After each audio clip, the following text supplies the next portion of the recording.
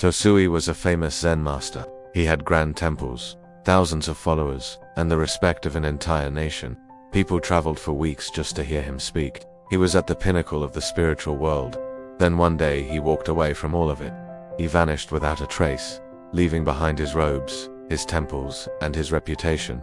3 years passed. One of his most devoted disciples finally found him, not in a secluded mountain monastery, but under a bridge in Kyoto, living among the city's beggars. It was a rainy night, and the beggars were huddled around a small, smoky fire. Tosui sat apart from them, perfectly still, his face hidden in the shadows.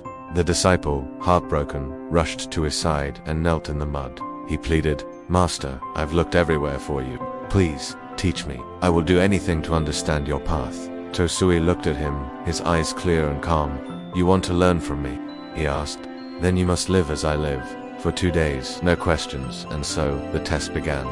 The disciple traded his fine robes for rags. He learned the shame and the art of begging, holding out his bowl to strangers who hurried past. He felt the gnawing ache of hunger and the cold stone floor as his bed. For 2 days, he was no longer a respected scholar, but a ghost on the streets. On the second night, one of the older beggars who had been sick for days passed away quietly by the fire. Under the cold light of the moon, Tosui and the disciple carried the body up a nearby mountain. There was no ceremony, no prayers, no chanting. They simply dug a shallow grave with their bare hands and covered their companion with earth. The silence was absolute, broken only by the sound of falling dirt and their own breathing. They walked back to the bridge without a word. The next morning, the first rays of light filtered through the wooden slats of the bridge.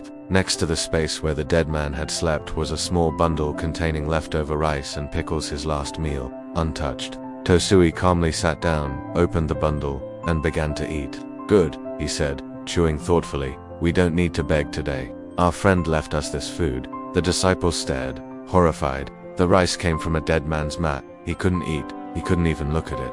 His stomach churned, and his mind screamed louder than his hunger. That night, while Tosui slept peacefully, the disciple lay awake, shivering, tormented by his own thoughts.